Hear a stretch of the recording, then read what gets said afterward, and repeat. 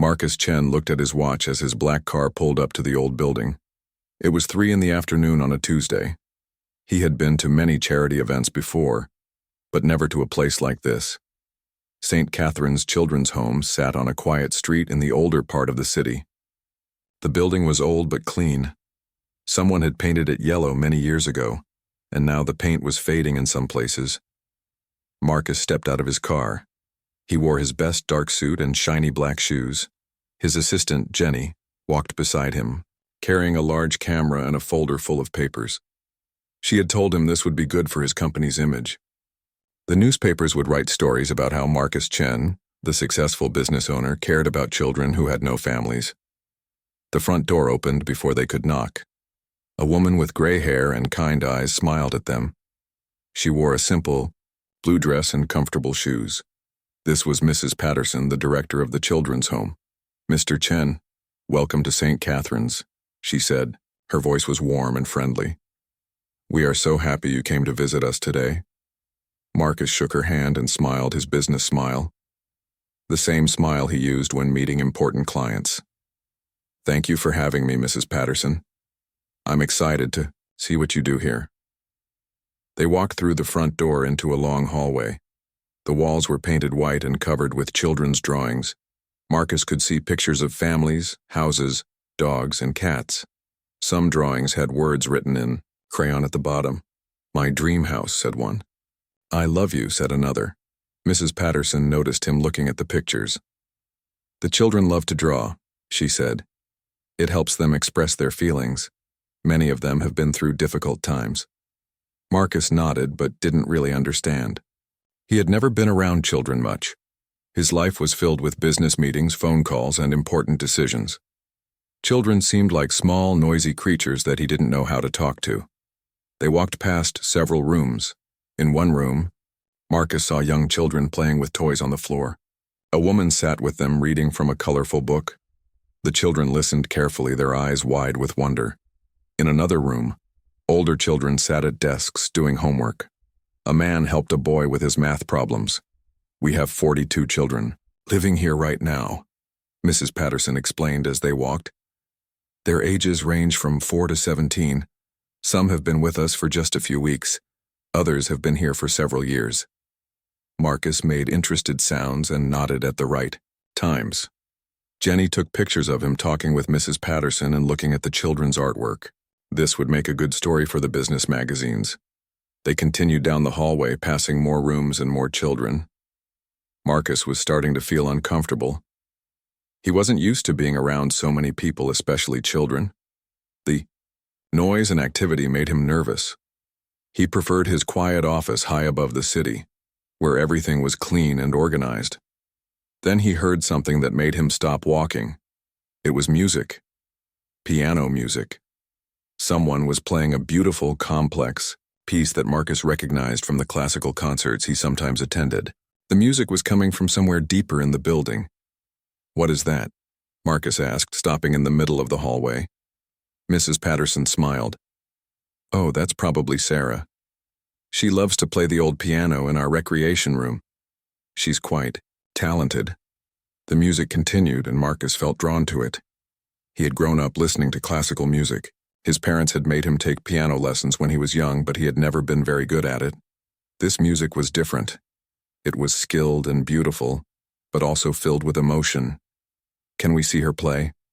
Marcus asked. Mrs. Patterson looked a little surprised. "Of course, if you'd like to." They followed the sound of the music down another hallway and around a corner. The music grew louder as they got closer. Marcus could tell that whoever was playing knew what they were doing. This wasn't just someone pressing keys randomly. This was real talent. They came to a large room with old furniture and games scattered around. In the corner sat an old brown piano. It was nothing like the expensive pianos Marcus had seen in fancy concert halls. This piano was scratched and worn. Some of the keys were yellow with age, but the music coming from it was perfect. At the piano sat a thin girl with long, dark hair. She looked to be about 12 years old. Her clothes were clean but old. Her jeans had been patched at the knees and her t-shirt was faded from many washings. Her feet barely reached the pedals, but her fingers moved across the keys like they belonged there. The girl didn't notice them standing in the doorway. Her eyes were closed as she played, completely lost in the music. Her whole body moved slightly with the rhythm. Marcus could see that this wasn't just something she had learned. This was something she felt deeply. Marcus, Jenny, and Mrs. Patterson stood quietly and listened. The music filled the room and seemed to make everything else disappear. Marcus forgot about his business meeting later that afternoon. He forgot about the photos Jenny was supposed to take. He forgot about everything except the beautiful music and the small girl who was creating it. The piece came to an end, and the girl's hands fell to her lap. She opened her eyes and saw the three adults standing there. Her face turned red and she looked down at her hands. "Sarah, these are our visitors," Mrs. Patterson said gently. "This is Mr. Chen. He came to learn about our home." Sarah stood up quickly and stepped away from the piano. She looked scared, like she thought she might be in trouble for playing. "That was beautiful," Marcus said, and he meant it. "How long have you been playing piano?" Sarah looked at Mrs. Patterson before answering. Her voice was very quiet. "My grandmother taught me. She died 3 years ago." Marcus felt something unexpected in his chest. This girl had real talent, the kind that couldn't be taught in expensive schools. And she was living here, in this old building, with no family to help her develop her gift. "Sarah has been with us since her grandmother passed away," Mrs. Patterson explained. "She's a wonderful girl, very smart and kind, but she's quiet and shy. Many families looking to adopt prefer younger children." Marcus looked at Sarah again. She was still standing by the piano, her hands folded in front of her. Something about her reminded him of himself when he was young. He had been quiet too, always feeling like he didn't quite fit in anywhere. "Would you play something else?" Marcus asked. Sarah looked surprised. Most adults didn't want to hear more. They usually smiled politely and moved on to other things. "If you want me to," she said softly. She sat back down at the old piano and began to play another piece. This one was slower and sadder, but just as beautiful. Marcus watched her fingers move and listened to the music fill the room. He made a decision that would change both of their lives forever. The music stopped, and Sarah's hands fell to her lap again. She looked up at Marcus with big brown eyes that seemed older than her 12 years. Marcus felt something he had never felt before. It was like a pull in his chest, telling him that this girl needed him and he needed her. "That was amazing," Marcus said, stepping closer to the piano. "Sarah, how would you like to come live with me?" The words came out before Marcus could stop them. Jenny dropped her camera bag and stared at him with her mouth open. Mrs. Patterson looked shocked too. Sarah just sat very still like she wasn't sure she had heard him correctly. "I'm sorry, Mr. Chen," Mrs. Patterson said quickly. "Did you just say what I think you said?" Marcus straightened his tie and looked around the room. He had built his business by making fast decisions when he saw good opportunities. This felt like the biggest opportunity of his life. "Yes," he said firmly. "I want to adopt Sarah. If she can play piano like that, she belongs in my home where she can have the best teachers and the best opportunities." Sarah's eyes grew very wide. She had been in the children's home for 3 years, watching other kids get adopted by nice families. She had started to think it would never happen for her. She was too old, too quiet, too different. "Mr. Chen," Mrs. Patterson said carefully, "adoption is a very serious decision. It's not something you decide in one afternoon. There are many steps, lots of paperwork, home visits, and waiting periods." But Marcus was already thinking about everything he could give Sarah. His penthouse apartment had plenty of room. He could buy her the best piano money could buy. He could send her to the finest music schools. She could have private teachers and perform in concert halls. "I understand there's a process," Marcus said, "but I'm serious about this. This girl has incredible talent, and talent like that shouldn't be wasted. She needs opportunities that I can provide." Jenny finally found her voice. "Marcus, are you sure about this? You've never mentioned wanting children before. You don't know anything about raising a kid." Marcus waved his hand like that wasn't important. "How hard can it be? I run a company with 500 employees. I think I can handle one 12-year-old girl." Sarah listened to them talk about her like she wasn't there. Adults had done this her whole life. They talked about what was best for her, what she needed, where she should go. No one ever asked what she wanted. Mrs. Patterson knelt down next to Sarah's chair. "Sarah, honey, what do you think about this?" Sarah looked at Marcus in his expensive suit, then at Mrs. Patterson in her simple dress, then at her own patched jeans. She thought about the small bed she shared with another girl in the dormitory upstairs. She thought about the meals they ate at long tables with plastic forks. She thought about watching other children leave with their new families while she stayed behind. "Would I have my own room?" Sarah asked quietly. "You would have your own room, your own bathroom, and your own piano," Marcus promised. "A beautiful, new piano, much better than this old one." Sarah nodded slowly. It sounded too good to be true, but maybe it was real. Mrs. Patterson stood up and took Marcus aside. She spoke in a low voice, but Sarah could still hear some of what she said. "Mr. Chen, Sarah has been through a lot. She lost her parents when she was very young, then lived with her grandmother until the grandmother got sick and died. She's been hurt by adults who made promises they couldn't keep. If you're going to do this, you need to be completely sure." "I'm sure," Marcus said. "Look at her talent. She's wasting away in this place when she could be studying with the best music teachers in the country." Mrs. Patterson sighed. She had seen many adults who thought they could save a child, only to change their minds when things got difficult. Adoption isn't about what you can give a child, Mr. Chen. It's about what you can give of yourself. Children need love, patience, and understanding more than they need expensive things. But Marcus was already imagining the newspaper stories. Local CEO adopts talented orphan. It would be great for his company's image. And Sarah really was talented. With the right training, she could become famous. He could help make that happen. "I'll start the paperwork today," Marcus declared. "What do I need to do?" Mrs. Patterson realized he wasn't going to change his mind. She had seen this determination before in people who had built successful businesses. Once they decided they wanted something, they didn't give up easily. "There's a lot involved," she said. "Background checks, home inspections, interviews, classes. For new parents, the whole process usually takes 6 to 12 months. 6 months? Marcus looked impatient. "Can't we speed it up? I have lawyers, connections. Money shouldn't be an object." "Mr. Chen, these rules exist to protect children. They can't be rushed, no matter how much money you have."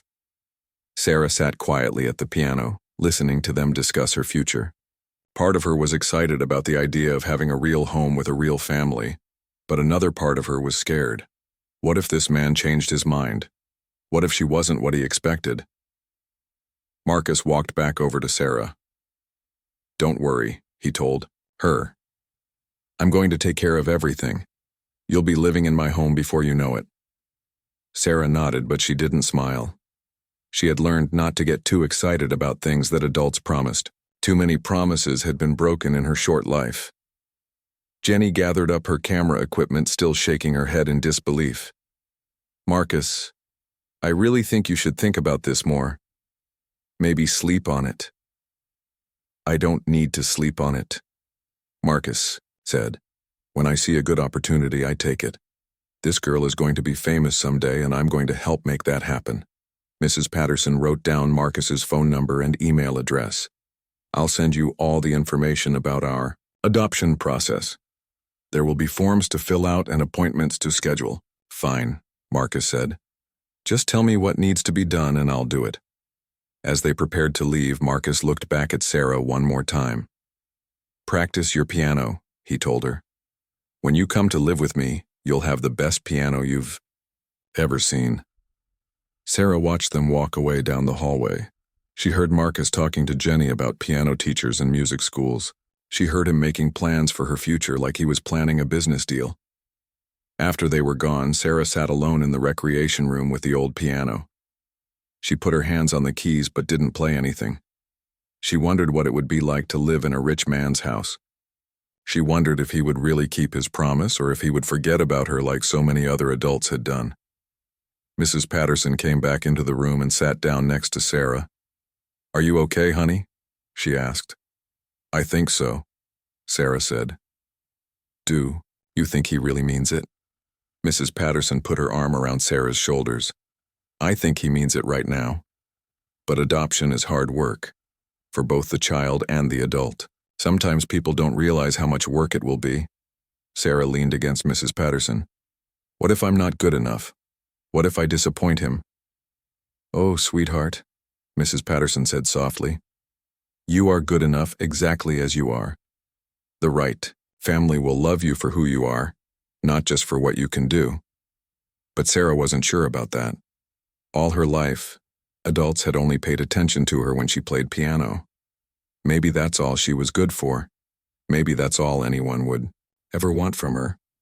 3 weeks later, Sarah stood in the lobby of the tallest building she had ever seen. Her small suitcase sat beside her, holding everything she owned in the world. Mrs. Patterson held her hand as they waited for the elevator to take them up to Marcus's penthouse apartment. Remember what we talked about, Mrs. Patterson said gently. This is going to be a big change for both of you. Be patient with yourself and with Mr. Chen. Sarah nodded, but she felt sick to her stomach. The lobby was all marble and gold with huge flower arrangements and men in uniforms who opened doors. Everyone looked important and expensive.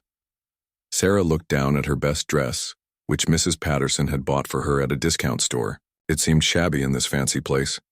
The elevator was like a small room with mirrors on every wall. Sarah saw herself reflected over and over, a small girl with nervous eyes surrounded by wealth she couldn't understand. The elevator moved so fast that her ears popped. When the doors opened, they stepped into a hallway with only one door. Marcus opened it before they could knock. He was wearing casual clothes today, but even his casual clothes looked expensive. Sarah, welcome to your new home, he said with a big smile. Come in, come in. Sarah followed him through the doorway and stopped. She had never seen anything like this place. The ceiling was so high she had to tip her head back to see it. Giant windows showed the entire city spread out below. The furniture was white and looked like it had never been used. Everything was clean and perfect and silent. What do you think? Marcus asked proudly. Pretty amazing, right? Sarah couldn't find words. She had been living in a room with 3 other girls, sleeping on a narrow bed with sheets that had been washed 1,000 times. Now Marcus was showing her a bedroom that was bigger than the entire dormitory at the children's home. This is your room, Marcus said, opening a door. It has its own bathroom and a walk-in closet. We'll go shopping for new clothes tomorrow. The room had a huge bed with white covers and more pillows than one person could ever use. There was a desk, a bookshelf, and a chair by the window. Everything matched perfectly like a picture in a magazine. And here's the best part, Marcus said, leading her to another room. Your very own music room. Sarah gasped. In the center of the room sat the most beautiful piano she had ever seen. It was black and shiny, with every key perfectly white. It looked like it cost more money than most people made in a year. Go ahead, try it, Marcus urged. Sarah walked slowly to the piano bench and sat down. She lifted the lid and looked at the perfect keys. She pressed one key very gently and the sound was pure and clear. But when she tried to put her hands in position to play, they started shaking. I'll let you get settled in, Mrs. Patterson said. She hugged Sarah tight and whispered in her ear, Call me anytime, day or night, I'll always be here for you. After Mrs. Patterson left, the apartment felt even bigger and quieter. Marcus showed Sarah how to work the lights with switches that controlled everything from one panel. He showed her the kitchen with appliances she didn't recognize and a refrigerator bigger than her old bedroom closet. Are you hungry? Marcus asked. I had my housekeeper stock the kitchen with food for kids. There's everything you could want. Sarah opened the refrigerator and saw shelves full of expensive food in packages she had never seen before. At the children's home, they ate simple meals cooked in big pots. This food looked like it came from restaurants. I don't know how to cook any of this, Sarah said quietly. Marcus looked surprised. You don't cook. Mrs. Garcia comes 3 times a week to cook and clean. She'll make whatever you want. Sarah nodded, but she felt lost. At the children's home, she helped in the kitchen sometimes. She knew how to make sandwiches and heat up soup. Here, she wasn't supposed to do anything for herself. That first night, Sarah sat on the huge bed in her new room and looked out at the city lights below. Everything twinkled like stars, but it felt cold and distant. She missed her small bed at the children's home. She missed the sounds of other children breathing while they slept. Here, the silence was so complete it made her ears ring. Marcus knocked on her door.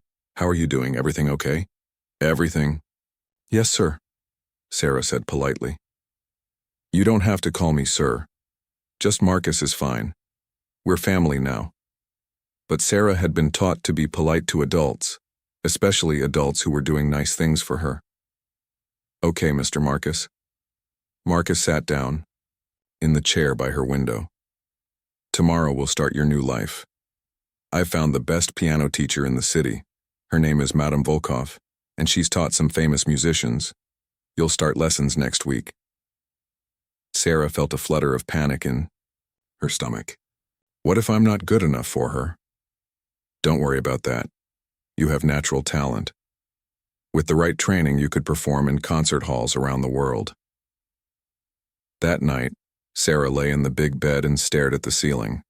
She pulled the covers up to her chin, but she still felt cold. The apartment had perfect temperature control, but the coldness was inside her, not outside. The next few days were a blur of new experiences. Marcus took her shopping for clothes at stores where one dress cost more than the children's home spent on food for a week. He bought her books and games and anything he thought a 12-year-old girl might want. But Sarah felt like she was watching someone else's life. The clothes were beautiful, but didn't feel like her. The food was delicious, but tasted strange. The bed was comfortable, but didn't feel safe. Marcus tried to talk to her during their meals, but they didn't have much to say to each other. He told her about his business and his meetings.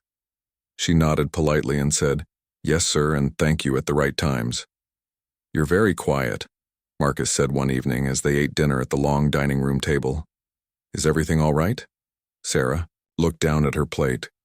The food was fancy and probably expensive, but she missed the simple meals at the children's home where everyone sat together and talked and laughed. "Everything is very nice," she said carefully. "Good," Marcus said, but he looked confused. "You know, you can talk to me about anything. We're family now." Family. Sarah didn't know what that word meant anymore. Her grandmother had been family, but she was gone. The other children at the home had been like family, but now she was gone from them. Was this rich man who barely knew her really family? "I think I'd like to go to bed now," Sarah said. "Of course, don't forget your first piano lesson is tomorrow." Sarah went to her room and closed the door. She walked to the window and looked down at the street so far below. Everything looked small from up here, like a toy city. She felt small too, like a toy person in a toy life that didn't really belong to her. She went to the music room and sat at the beautiful piano. She put her hands on the keys and tried to play the piece she had played for Marcus that first day, but her fingers felt clumsy and cold. The notes sounded wrong, like they were coming from someone else's hands. Sarah closed the piano lid and went back to her room. She lay down on the big bed and pulled the covers over her head. For the first time since her grandmother died, she cried herself to sleep. In his own room down the hall, Marcus sat at his desk working on his computer. He could hear Sarah crying through the walls, but he didn't know what to do about it. He had given her everything money could buy. What more could she possibly want? He told himself it was just adjustment. She would get used to her new life soon. Once she started her piano lessons and saw all the opportunities he could give her, she would be grateful. She would be happy. But deep down, Marcus was starting to wonder if he had made a mistake. Raising a child was nothing like running a business. He couldn't solve Sarah's problems with money or connections or smart decisions. She needed something from him that he didn't know how to give. Sarah had been living with Marcus for 3 weeks when the piano teacher came for the first time. Madame Volkov was a tall, thin woman, with silver hair pulled back in a tight bun. She wore all black and carried herself like she was very important. Her shoes clicked on the marble floor as Marcus led her to the music room. "So this is the child prodigy I've heard about," Madame Volkov said, looking at Sarah like she was examining a piece of furniture. Sarah sat on the piano bench.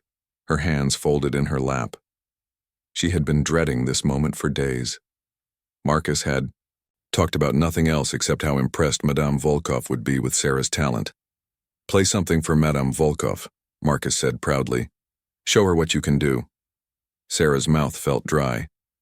She looked at the perfect black piano, then at Madame Volkov's stern face, then at Marcus, who was smiling like he expected something wonderful to happen. "What would you like me to play?" Sarah asked quietly. "Play the Chopin piece," Marcus suggested.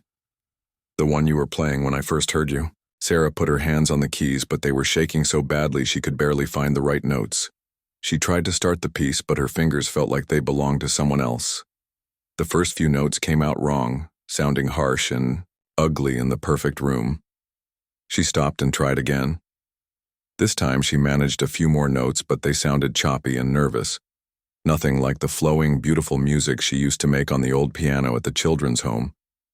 "I'm sorry," Sarah whispered, her hands falling to her lap. "I can't seem to—" Madame Volkov frowned. "This is the talented child you told me about? She can barely play a simple scale." Marcus looked confused and embarrassed. "I don't understand." "Sarah, you played beautifully at St. Catherine's. What's wrong?" Sarah felt tears starting to build up behind her eyes, but she didn't want to cry in front of these adults. "I don't know," she said. "I just can't." Perhaps she has been exaggerating her abilities, Madame Volkov said coldly. "Children often do this to get attention." "No," Marcus said firmly. "I heard her myself. She was amazing." Madame Volkov sat down next to Sarah on the piano bench. "Show me your hand position," she commanded. Sarah put her hands on the keys, trying to remember everything her grandmother had taught her. But under Madame Volkov's critical stare, everything felt wrong. "Terrible posture," Madame Volkov announced. "Wrists too low, fingers too curved. Who taught you to play like this?" "My grandmother," Sarah said quietly. "Well, your grandmother taught you many bad habits that will have to be unlearned. This will take months of correction." Sarah pulled her hands away from the keys. She felt like Madame Volkov had just said something mean about the person she loved. Most in the world. "Try again," Marcus urged. "I know you can do better." But the more pressure Sarah felt, the worse she played. Her fingers stumbled over keys that used to feel like old friends. The music that used to flow from her heart like water now sounded broken and ugly. After 30 painful minutes, Madame Volkov stood up and shook her head. "Mr. Chen, I think there has been a misunderstanding. This child may have some basic musical ability, but she is nowhere near ready for professional instruction. She would need months of remedial work just to reach a beginner level." Marcus's face turned red. "That's impossible. I heard her play complex pieces perfectly." "Perhaps you are not as good a judge of musical talent as you thought," Madame Volkov said sniffily. "I cannot work with a student who cannot even play simple scales properly." She gathered her music books and walked toward the door.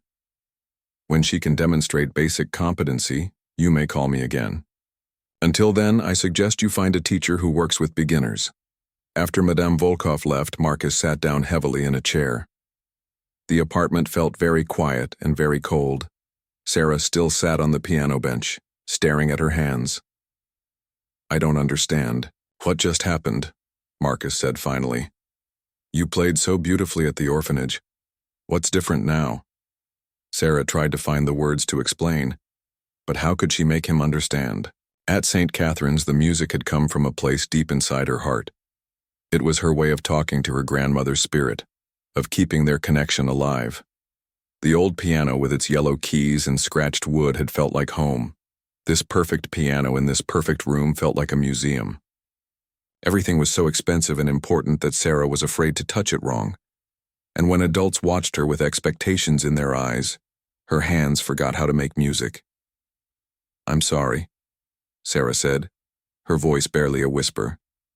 "I'll try harder." "Maybe you just need time to get used to the new piano," Marcus said, but he didn't sound convinced. "Why don't you practice for a while? I have some work to do." After Marcus left, Sarah sat alone in the music room. She put her hands on the beautiful keys and tried again to play the Chopin piece.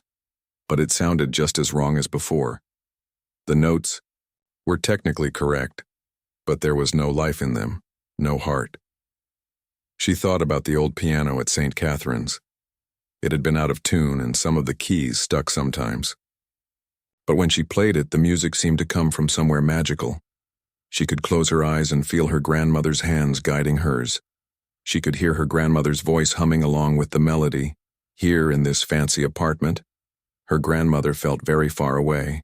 The silence was so complete that Sarah couldn't hear anything except her own breathing and the distant sounds of traffic far below. That evening at dinner, Marcus barely spoke.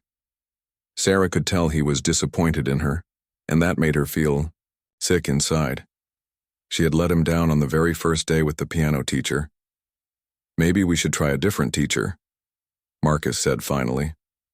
"Someone who specializes in working with children." "Okay," Sarah said, but she felt like she was lying. She didn't think a different teacher would help. The problem wasn't the teacher. The problem was that her music was gone. "You know," Marcus said, "I adopted you because I thought you had special talent. I wanted to give you opportunities to develop that talent." Sarah felt a cold feeling in her stomach. "What if I don't have talent anymore?" Marcus looked uncomfortable. "Of course you have talent. You just need to work harder to bring it out." But Sarah heard what he didn't say. If she couldn't play piano, why had he adopted her? What good was she to him if she couldn't do the thing that had made him notice her in the first place? After dinner, Sarah went to her room and lay on the big bed. She stared at the ceiling and thought about the other children at St. Catherine's. They were probably having dinner now at the long tables in the cafeteria.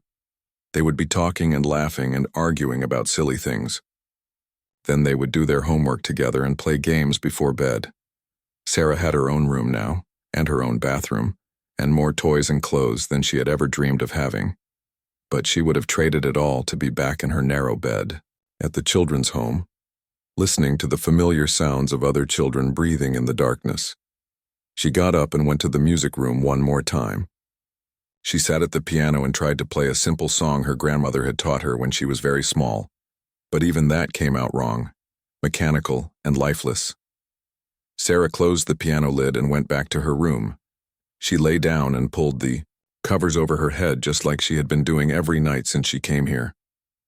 In his office down the hall, Marcus sat at his computer, but he wasn't working. He was thinking about the disaster with the piano teacher. He had been so sure that Sarah would impress Madame Volkov. He had already been planning what to tell the newspapers about his talented adopted daughter. Now he wondered if he had made a terrible mistake. Maybe Sarah wasn't as talented as he had thought. Maybe he had been fooled by his own wishful thinking. But even worse than that, Marcus was starting to realize that he didn't know how to be a father to a sad, quiet little girl who cried herself to sleep every night. He had thought providing for her would be enough. He had thought giving her opportunities would make her happy. Instead, she seemed to get quieter and sadder every day. And now it seemed like the one thing that had brought them together, her music, was gone. 2 days after the disaster with Madame Volkov, Marcus couldn't stop thinking about what had gone wrong. He had built his entire business by solving problems, and this felt like a problem that needed solving. During his lunch break, he made a decision that surprised even himself. Instead of eating at his usual expensive restaurant, Marcus drove across town to St. Catherine's Children's Home. He needed to understand what had changed between the girl who played beautifully in the recreation room and the girl who couldn't manage simple scales in his penthouse. Mrs. Patterson looked surprised when she saw him in the lobby. "Mr. Chen, how lovely to see you. How is Sarah adjusting to her new home?" Marcus shifted uncomfortably. He had come here to ask questions, but he didn't want to admit that things weren't going well. "She's fine," he said. "I was just wondering if I could speak with someone about her musical background." Mrs. Patterson studied his face carefully. She had worked with children and families for 20 years, and she could tell when someone was struggling. "Of course. Let me get Mrs. Rodriguez." She worked most closely with Sarah's musical development. A few minutes later, Marcus found himself sitting in the same recreation room where he had first heard Sarah play. Mrs. Rodriguez was a woman in her 50s, with kind eyes and calloused hands. She looked like someone who had worked hard her whole life. "Sarah is a special girl," Mrs. Rodriguez said as she sat down next to the old piano. "But her music comes from a very deep place. It's connected to her memories of her grandmother." "Tell me about her grandmother," Marcus said. Mrs. Rodriguez smiled. "Maria Santos was a beautiful woman inside and out. She came here to visit Sarah every week until she got too sick to leave the house. She was the one who taught Sarah to play." "Was she a professional musician?" "Oh no," Mrs. Rodriguez laughed. "Maria cleaned office buildings at night and worked in a laundry during the day. But she had learned piano as a child in Mexico, before her family lost everything and came to America. She bought an old piano from a garage sale and taught Sarah everything she remembered." Marcus felt confused. "But Sarah played such complex pieces. How could someone learn that without formal training?" "Love," Mrs. Rodriguez said simply. "Maria loved Sarah more than anything in the world.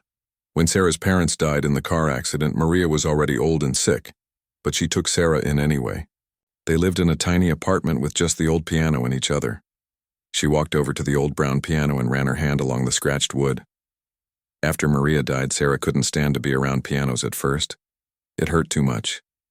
But slowly she started coming in here to play this old piano. It reminded her of the one she and her grandmother had shared."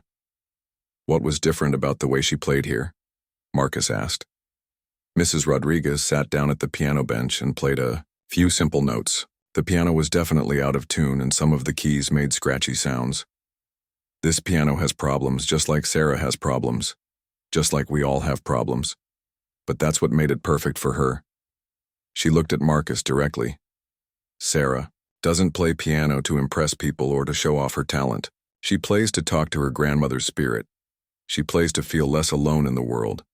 When she sits at this old piano, she can close her eyes and pretend her grandmother is sitting next to her." Marcus felt something uncomfortable in his chest.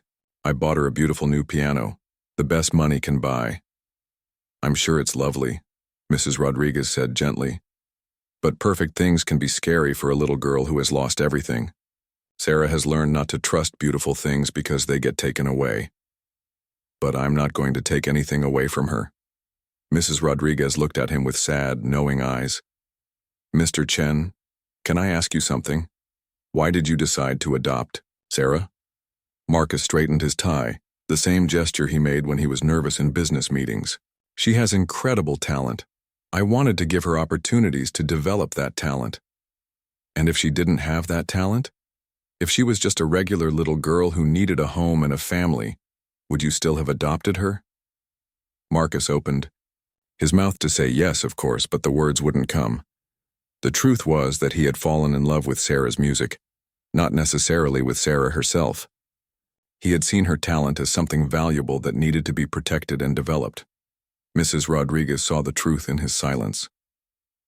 "Sarah is a smart girl, Mr. Chen. She knows that her music is the reason you chose her. And now that the music isn't working in your perfect house with your perfect piano, she's terrified that you won't want her anymore." "That's not true," Marcus said quickly. "I would never send her back." "But have you told her that? Have you shown her that you care about her as a person, not just as a talented piano player?" Marcus thought about the last 3 weeks. He had talked to Sarah about piano lessons and music schools and performance opportunities. He had bought her clothes and toys and everything he thought a child would want.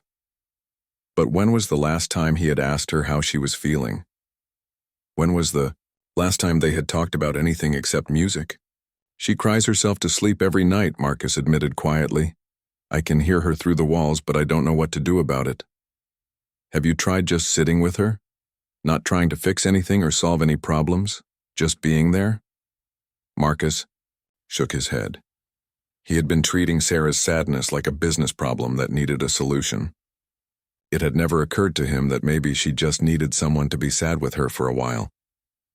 Sarah lost her grandmother, the most important person in her world, Mrs. Rodriguez continued. Then she was placed in an institution with strangers. Now she's been moved again to live with another stranger in a place that doesn't feel like home. She's not just adjusting to a new house, Mr. Chen. She's grieving. How do I help her grieve? By grieving with her, by listening to her stories about her grandmother, by letting her be sad without trying to make her feel better right away, by showing her that you care about her feelings more than you care about her piano playing. Marcus sat quietly for a long time, looking at the old piano where he had first heard Sarah play. He was beginning to understand that he had approached adoption the same way he approached everything else in his life, as a project to be managed and a goal to be achieved. "There's something else you should know," Mrs. Rodriguez said gently. "The day you came here, Sarah had been having a good day. She had been thinking about her grandmother's birthday, which was coming up soon. When she played for you, she was playing for her grandmother's spirit. That's why the music was so beautiful. And now she's in a place where her grandmother's spirit feels very far away. The music was how she stayed connected to her grandmother. Without that connection, she feels more alone than ever." Marcus stood up and walked to the window. Outside, he could see children playing in the small playground behind the building. They were laughing and running around, looking like normal kids. But he remembered that each of them had their own story of loss and sadness. "What should I do?" he asked. Mrs. Rodriguez joined him at the window. "Start by asking Sarah about her grandmother. Let her tell you stories. Look at pictures if she has any. Help her feel like her grandmother's memory is welcome in your home. And the piano? Let her decide when and how she wants to play. Don't make it about lessons or talent or performance. Make it about connection and memory and healing." Marcus nodded slowly. He realized he had been trying to build Sarah a new life without understanding that she wasn't ready to let go of her old life yet. He had been trying to replace her grandmother's love with opportunities and advantages, but that wasn't what she needed. "Mrs. Rodriguez," Marcus said, "would it be possible for Sarah to visit here sometimes to play the old piano and see her friends?" Mrs. Rodriguez smiled. "I think that would be wonderful for her. This place was her home for 3 years. These people are her family too." As Marcus drove back to his office, he thought about everything Mrs. Rodriguez had told him. He had thought he was rescuing Sarah from a sad situation, but maybe he had just moved her from one kind of sadness to another. That evening, instead of working late at the office, Marcus went home early. He found Sarah sitting in her room looking out the window at the city lights below. "Sarah," he said gently, "would you like to tell me about your grandmother?" Sarah looked surprised. It was the first time since she had come to live with him that Marcus had asked about anything from her past. "Really?" she said quietly. "Really. I'd like to know about the person who taught you to play piano." For the first time since she had come to live with him, Sarah smiled. It was a small, careful smile, but it was real. "Her name was Maria," Sarah began, "and she made the best tamales in the world." That evening, Sarah talked for 2 hours straight. It was the most Marcus had heard her say since she came to live with him. She told him about how her grandmother would wake up early every morning to braid Sarah's hair before school.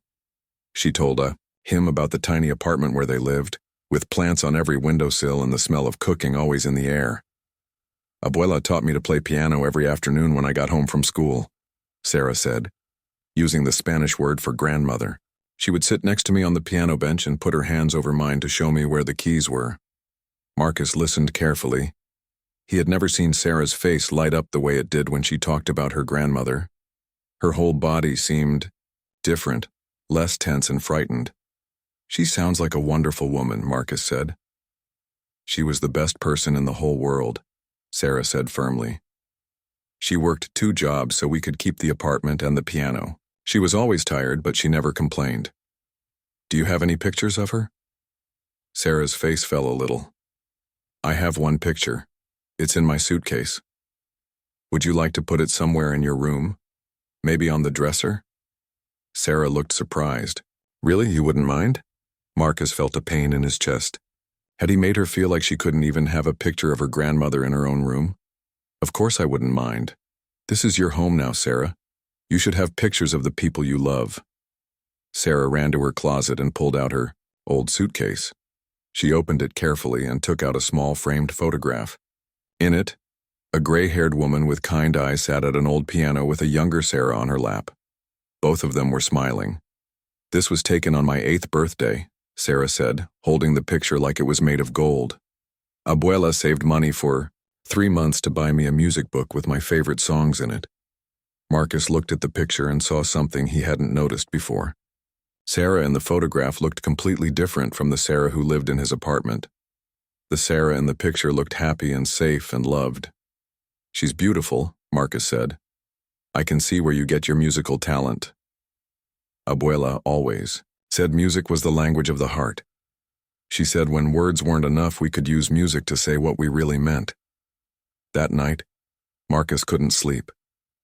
He kept thinking about what Sarah had said. Music was the language of the heart. No wonder she couldn't play in his apartment. Her heart was too scared and lonely to speak. The next day, Marcus made a decision that surprised everyone, including himself. Instead of going to work, he drove to a part of town he had never been to before. It was an older neighborhood with small houses and apartments, very different from his fancy penthouse building. He spent the morning visiting garage sales and second-hand stores. He was looking for something specific, though he wasn't entirely sure what it was. Finally, in a dusty shop that smelled like old wood and forgotten memories, he found it. It was an old upright piano, brown wood with scratches and water stains. Some of the keys were yellow with age, and when Marcus pressed one, it sounded slightly out of tune. It was nothing like the perfect grand piano in his music room. It was exactly what he was looking for. "How much?" he asked the store owner. "Well, it's not in perfect condition," the man said apologetically. "Some of the keys stick and it hasn't been tuned in years. I could let you have it for $300. Marcus almost laughed.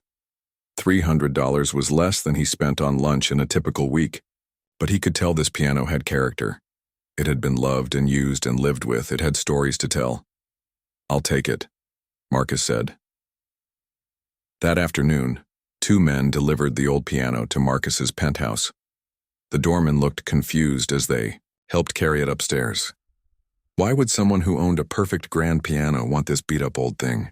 Marcus had them put the old piano in Sarah's room right next to the window where she liked to sit and look out at the city.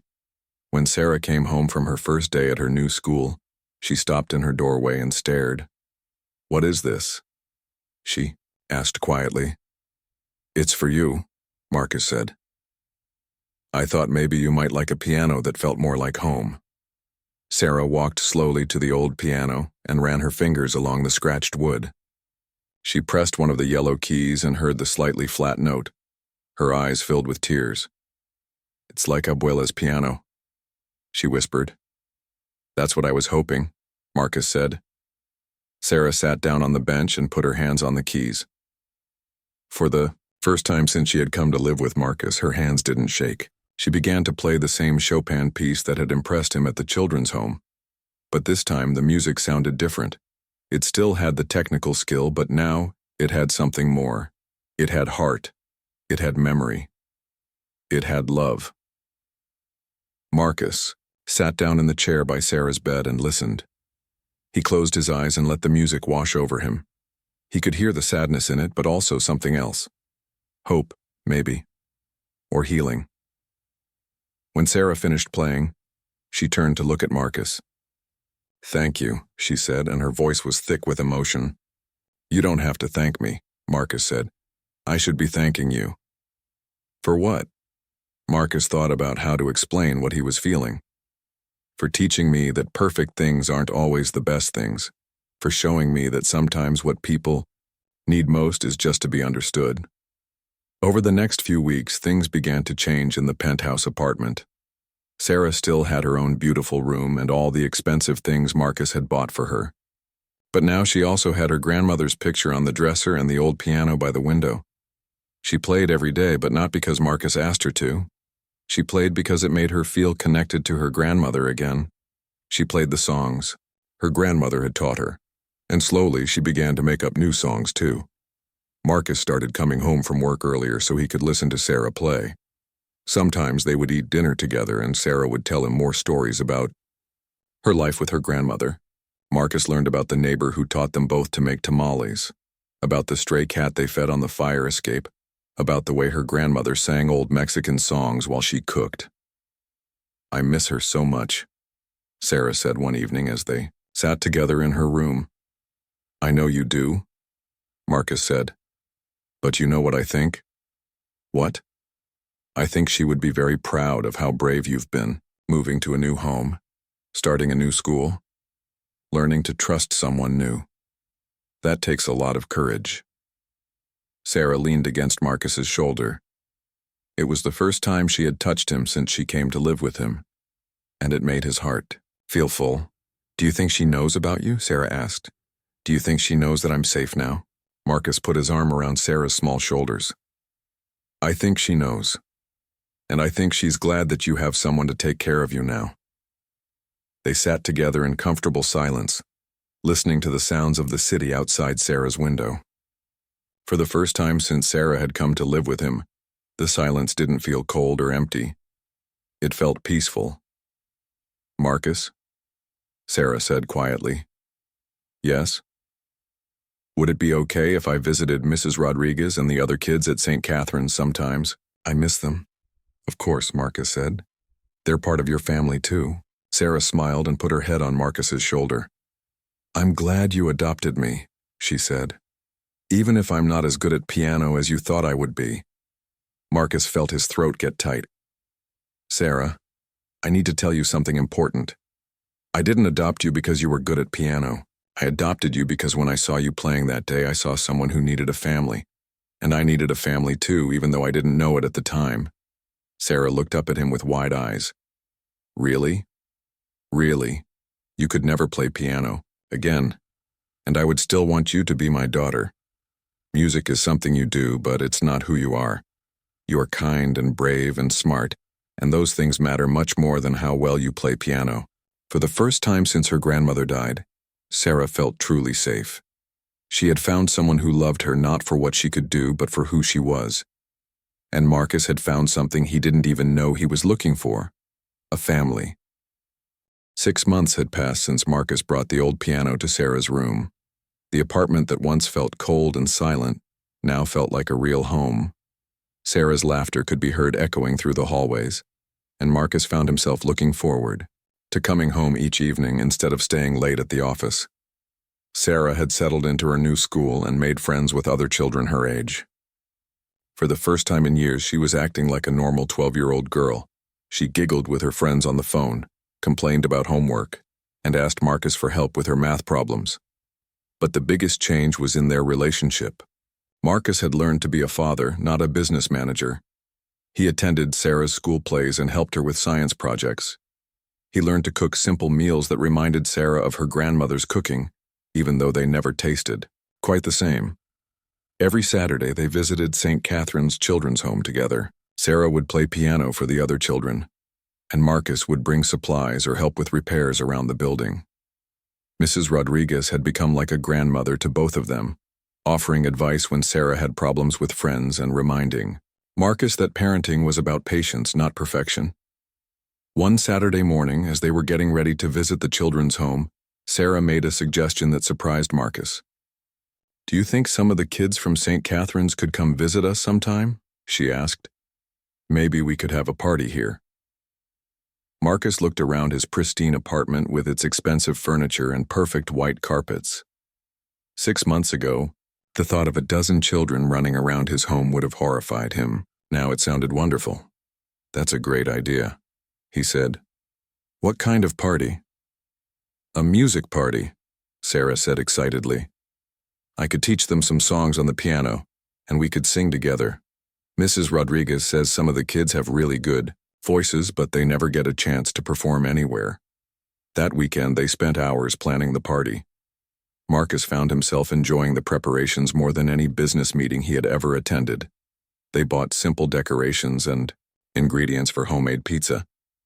Sarah practiced songs that would be easy for other children to learn and sing along with. The day of the party, 8 children from St. Catherine's came to visit, along with Mrs. Rodriguez and Mrs. Patterson. The apartment was filled with noise and laughter for the first time since Marcus had lived there.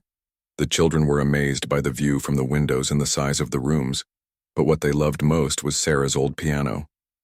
They took turns playing simple songs while Sarah helped them with their finger positions. Even the children who didn't know how to play piano joined in by singing. Marcus watched from the kitchen as he prepared snacks for everyone. He saw Sarah, teaching a younger boy how to find middle C on the piano. He saw her encouraging a shy girl to sing louder. He saw her being patient when someone played the wrong notes, just the way her grandmother had been patient with her. "She's a natural." "Teacher," Mrs. Rodriguez said, joining Marcus in the kitchen. "She gets that from her grandmother," Marcus said. "And maybe from you too. You taught her that music is about sharing joy, not showing off." "You've learned a lot in these past few months," Mrs. Rodriguez observed. Marcus nodded. "Sarah has been a good teacher.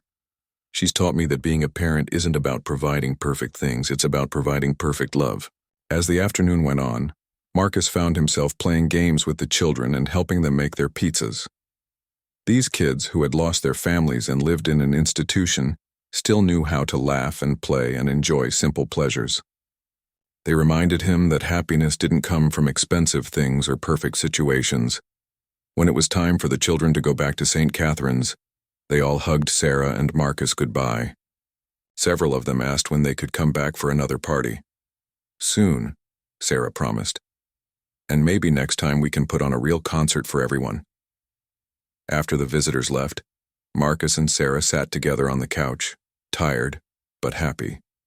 The apartment looked like a hurricane had hit it. There were crumbs on the carpet, fingerprints on the windows, and piano keys that needed to be wiped clean. Marcus had never seen his home look so messy, and he had never felt so content. "Did you have fun today?" Marcus asked. "It was the best day I've had since Abuela died," Sarah said honestly. "I felt like I was helping other kids the way you helped me." Marcus felt his heart swell with pride. Not pride in Sarah's piano playing, or her talent, but pride in her kindness and generosity. "Sarah," Marcus said carefully, "I've been thinking about something. How would you feel about making these parties a regular thing? Maybe once a month?" Sarah's eyes lit up. "Really? You wouldn't mind having all those kids here all the time?" "I think it would be good for all of us. And I've been talking to Mrs. Patterson about starting a music program at St. Catherine's. A real program with instruments and lessons for any child who's interested." "You mean like what Abuela wanted to do but never could afford?" Marcus nodded. He had learned from Mrs. Rodriguez that Sarah's grandmother had always dreamed of teaching music to children who couldn't afford lessons. She had planned to start a small program in their neighborhood, but she got sick before she could make it happen. "We could call it the Maria Santos Music Program," Marcus suggested, "in honor of your grandmother." Sarah threw her arms around Marcus's neck and hugged him tight. "She would have loved that so much," she whispered. Over the following months, Marcus and Sarah worked together to set up the music program at St. Catherine's. Marcus used his business connections to find donated instruments and volunteer teachers. Sarah helped design the curriculum and agreed to be one of the instructors, teaching piano to the younger children. The program started small, with just a few children and a couple of old keyboards. But word spread quickly, and soon they had a waiting list of kids who wanted to participate. Local musicians began volunteering their time, and a nearby music store donated sheet music and supplies. Marcus found that running the music program gave him more satisfaction than any business deal he had ever completed. He loved watching children discover their talents and gain confidence through music. He loved seeing Sarah bloom as a teacher and mentor to the younger kids. Most of all, he loved the way Sarah's face lit up when she talked about the program. She had found a way to honor her grandmother's memory while building something new and meaningful for other children who needed hope and joy in their lives. One evening, as they sat in Sarah's room listening to her practice piano, Marcus realized how much his life had changed. A year ago, he had been a successful but lonely man who measured everything by profit and achievement. Now he was a father who measured success by his daughter's happiness and the difference they could make in other children's lives. "Marcus," Sarah said, pausing in her playing, "do you think we're a real family now?" Marcus looked at this girl, who had taught him what it meant to love someone unconditionally. She had shown him that the most valuable things in life couldn't be bought or earned. They had to be freely given and received. "We've always been a real family," he said. "From the moment I heard you play piano that first day, I just didn't understand what that meant yet. Sarah smiled and turned back to the piano. As she began to play again, Marcus heard something new in her music. It still carried the memory of her grandmother's love, but now it also carried hope for the future and joy in the present moment. The music filled the room and drifted out into the hallway, making the entire apartment feel warm and alive. It was the sound of a family that had found each other and learned to build something beautiful together. 1 year later, Marcus and Sarah stood backstage at St. Catherine's Children's Home, preparing for the annual holiday concert. This year was different from all the others. Instead of just a few children singing simple songs, they had a full program, featuring the Maria Santos music program. Sarah, now 13 years old, wore a simple blue dress that she had chosen herself. She no longer felt the need to hide behind expensive clothes or perfect appearances. Her confidence came from something deeper now, the knowledge that she was loved and valued for who she was, not what she could do. "Are you nervous?" Marcus asked, adjusting his tie. He was wearing his nicest suit, but not because he wanted to impress anyone. Tonight was important to Sarah, which made it important to him. "A little," Sarah admitted.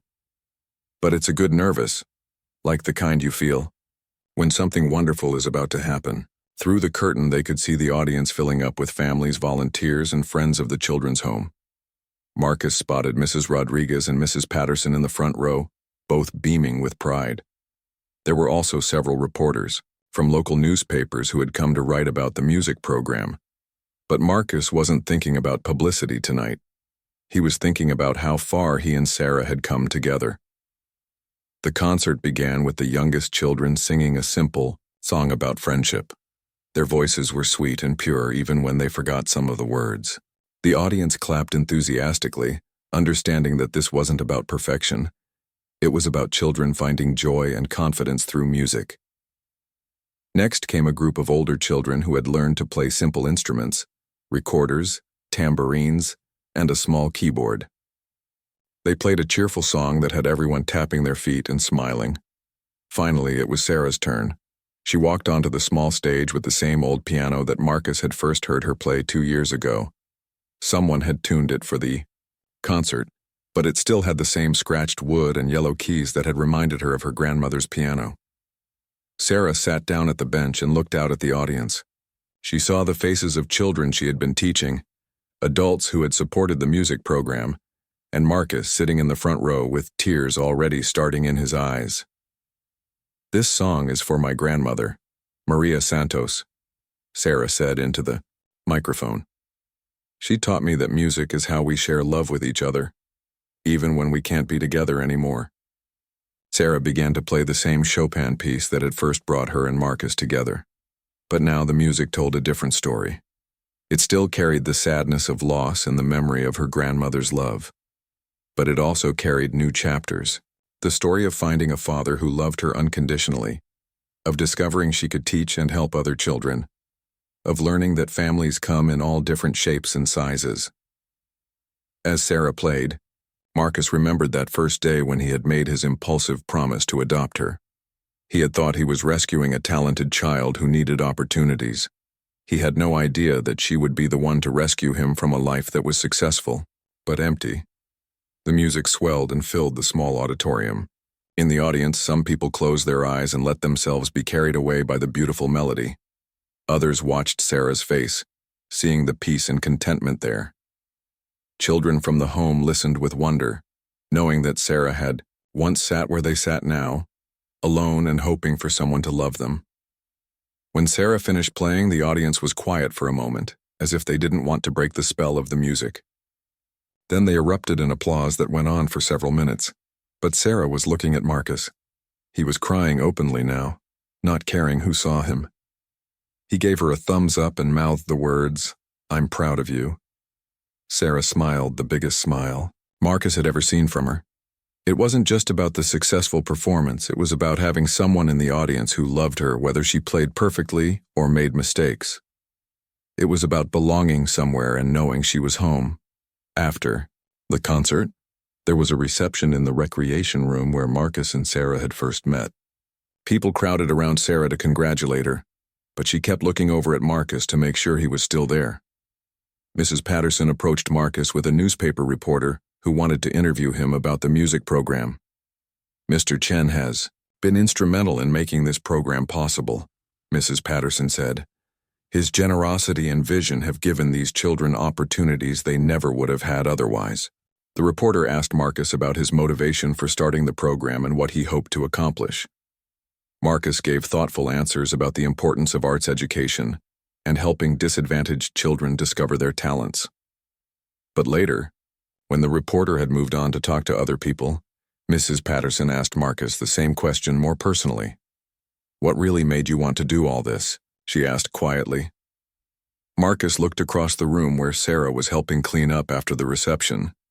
She was laughing with some of the younger children, showing them how to stack chairs properly. "Sarah taught me that I had been living my whole life backwards," Marcus said. "I thought success meant accumulating things and achieving goals, but real success is about the relationships you build and the love you share. Sarah showed me that." "And what about her music? Is she going to pursue it professionally?" Marcus smiled. "That's up to her. If she wants to study music seriously, I'll support her. If she wants to be a teacher or a doctor or anything else, I'll support that too. The important thing is that she knows she's loved no matter what she chooses." As the evening wound down, Marcus and Sarah helped load the last of the instruments into storage. The old piano was pushed back to its corner, ready for the next child who needed to make music. "Sarah," Marcus said as they walked to their car, "I have something to tell you." Sarah looked up at him with curious eyes. 2 years ago, when I said, I would adopt you if you could play piano, I made that decision for all the wrong reasons. I thought I was doing you a favor by giving you opportunities and advantages." Sarah listened quietly as they got in the car. "But I want you to know that the best decision I ever made wasn't adopting you because you could play piano. It was keeping you as my daughter after I learned who you really are. The music brought us together, but love is what made us a family." Sarah reached over and took Marcus's hand. "I know," she said simply. "I've always known."